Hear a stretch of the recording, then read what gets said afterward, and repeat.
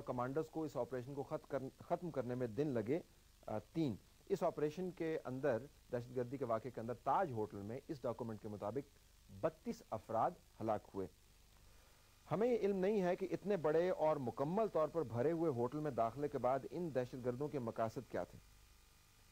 اگر قتل و غارت گری ہی مقصد تھا تو یہ شاید اتنے بڑے ہوٹل میں 32 لوگوں کی لاشوں سے کہیں بڑا انبار لگا سکتے تھے۔ یہ یاد رہے کہ یہ 32 مقتولین ہیں تاج ہوٹل کے اندر، ان میں سے 22 ان لوگوں نے پہلے چند منٹوں میں ڈھیر کر دیے تھے۔ تو اگلے 2.5 دن کیل کانٹے سے لیس، اسلحے سے لیس 4 دہشت گرد صرف 12 لوگوں کو ہلاک کر پائے۔ یہ ذرا ہلاکتیں ان دہشت گردوں کے ہاتھوں ذرا کم نظر آتی ہیں کہ 2.5 دن وہ بھرے ہوئے ہوٹل کے اندر موجود ہیں، اسلحہ بھی ہے۔ all they do is they kill 12 more people which is just amazing۔ یہ بھی بڑی اچنبے کی بات ہے کہ 4 کے 4 دہشت گرد یہ اپنا تمام اسلحہ استعمال کرنے میں ناکام رہے۔ یعنی جب یہ پکڑے گئے، جب مرنے کے بعد ان لوگوں نے ان کی کمروں کی تلاشی لی جہاں پر یہ ہولڈ اپ تھے، تو وہاں سے کلاشنیکوز بھی نکلی، گرنیڈز بھی نکلے اور ان یوزڈ ایمونیشن بھی نکلا، ایک IED بھی نکلی۔ عموماً آخری لمحوں کی تیاری ایسے مشنز میں پہلے سے کر لی جاتی ہے اور پکڑے جانے یا مارے جانے سے پہلے خود کو بچے کھچے اسلحے کے ساتھ دھماکے سے اڑا دیا جاتا ہے۔ یہ سٹینڈرڈ پیٹرن ہے ان لوگوں کا جو ہولڈ اپ ہوتے ہیں تاکہ میکسیمم ڈیمیج کریں اور اس کے بعد اپنا نام و نشان مٹا دیں۔ مگر تاج ہوٹل میں محصور دہشت گرد نہ صرف پاکستان میں بنا ہوا اسلحہ چھوڑ کر اگلے جہان سدھار گئے، بلکہ ٹیلی فون اور GPS بھی چھوڑ گئے۔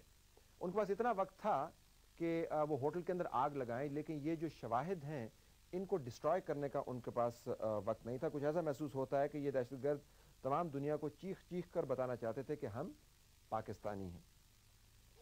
اچھا، اگر آپ تاج ہوٹل سے اوبرائے ہوٹل کے اندر جائیں تو وہاں پر بھی حالات کچھ زیادہ مختلف نہیں ہیں۔ وہاں پر 2 دہشت گرد ہیں اس دستاویز کے مطابق، ایک کا نام عبد الرحمان ہے اور وہاں پر دوسرے کا نام فہد اللہ ہے۔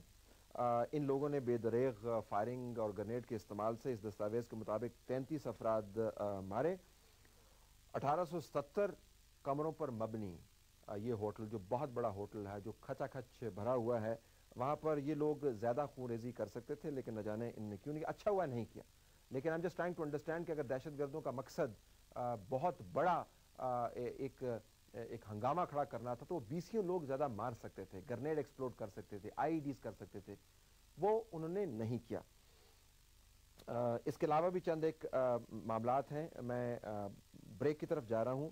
یہ یاد رکھیے گا کہ ہم اس وقت اس دستاویز کا مطالعہ کر رہے ہیں ایک لے پرسن کے پرسپیکٹیو سے، جو ہندوستان اور پاکستان کے درمیان اس وقت بون آف کنٹینشن بنی ہوئی ہے۔ یعنی اس کے اوپر ہندوستان اور پاکستان کی لڑائی بھی ہو سکتی ہے، اور اگر ان شواہد کو بنیاد بنا کر دہشت گردی کا خاتمہ مقصود ہے تو ان شواہد کو بڑے غور سے پڑھنا چاہیے۔ ہم یہی کرنے کی کوشش کر رہے ہیں، trying to make sense of this document that the Indians have submitted. Let's take a break here. Break کے بعد واپس آئیں گے تو آپ کو چند ایک انتہائی دلچسپ حوالے دیں گے اور انتہائی اچھی اور نئی معلومات آپ کے سامنے رکھیں گے اس دستاویز کے حوالے سے۔ Stay tuned.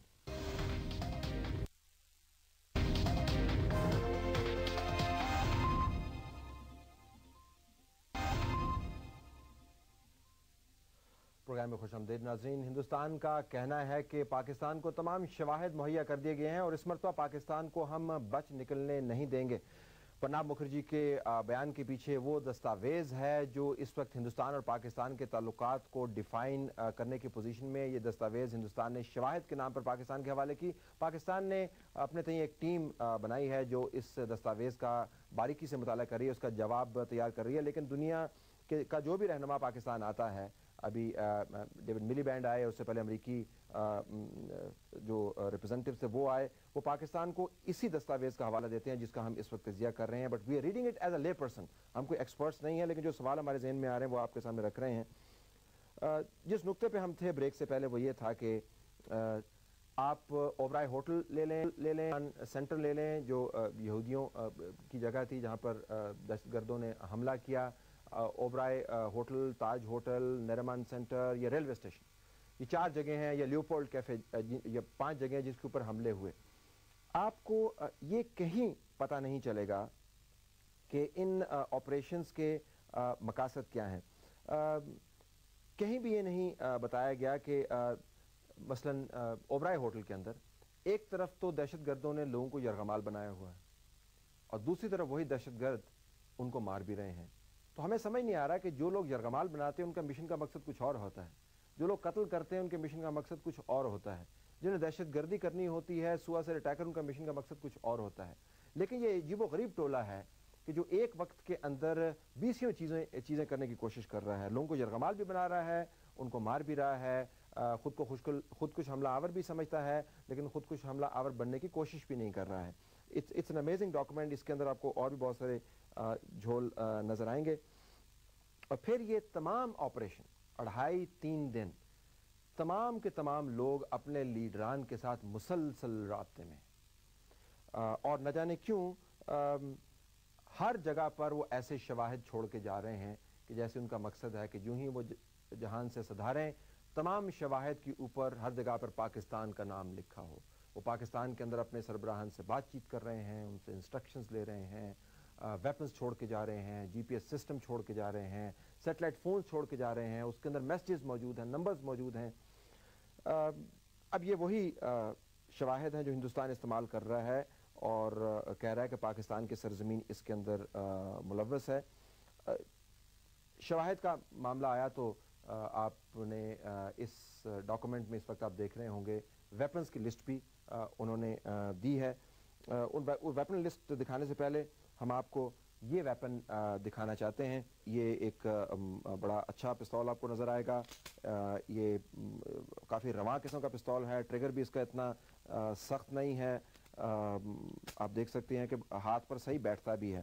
اور اس کے اوپر لکھا ہوا ہے, اگر آپ کیمرہ کریں تو یہ میڈ ان چائنا ہے, یہ ماؤزر میڈ ان چائنا ہے.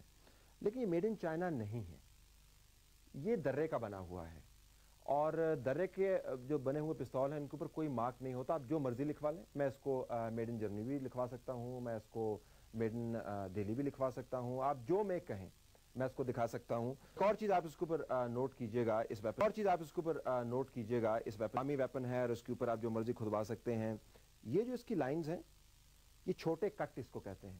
یہ ویپن ایکسپرٹ جن سے ہم نے بات کی وہ ہمیں کہتے ہیں کہ یہ چھوٹے کٹ کے ویپنز ہیں. پاکستان کے اندر نقلی ویپن ہو یا اوتھینٹک اس کا ورژن بنتا ہو, چھوٹے کٹ والے ہی پستول بنتے ہیں. جو اجمل قصاب کی حوالے سے جو ڈاکومنٹ ہمارے سامنے آئی, جو ہندوستان نے پیش کی ہے ڈاکومنٹ, اس کا عکس اس وقت آپ کے سامنے ہے.